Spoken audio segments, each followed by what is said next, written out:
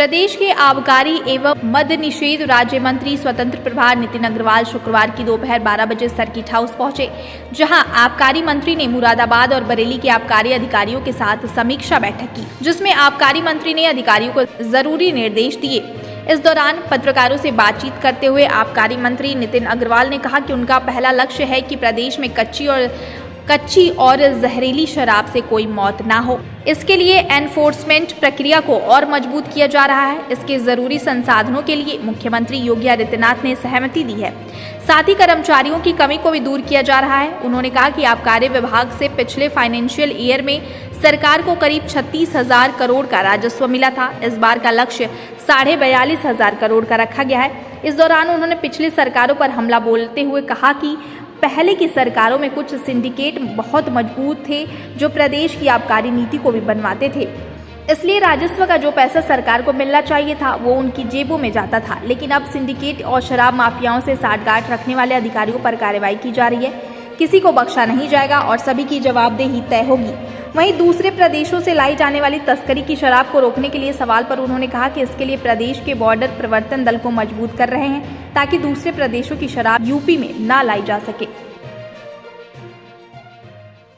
पहले अपनी समीक्षा बैठक में इस पे चिंता जाहिर करी थी कि जो नकली शराब है, कच्ची शराब है और जो खासतौर से जो मिथाइल को जो मिला के उसको जहरीली बना दिया जाता है, जो लोग करते हैं, उस पर रोकथाम कैसे हो।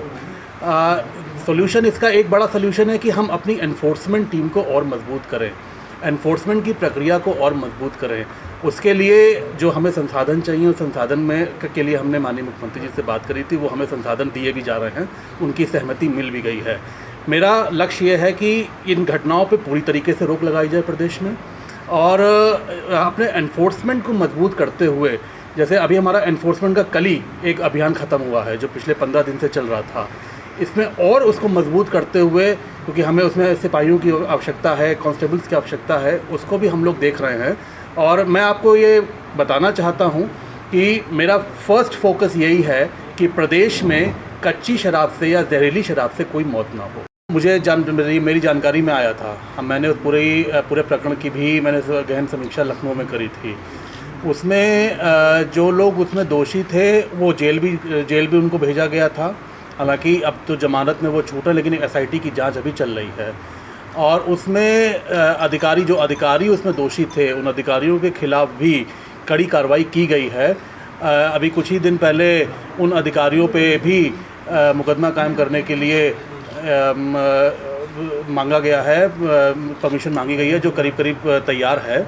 उसमें जो लोग भी दोषी पाए गए हैं, जो टैक्स चोरी का मामला था और एक बड़ा मामला था, छोटा मामला नहीं था, और जिस तरीके से काम किया गया, जिस तरीके से विभागीय अधिकारियों में उसमें संलिप्तता पाई गई है, मैं आपको बता देना चाहता हूं कि इसमें कोई बचेगा नहीं।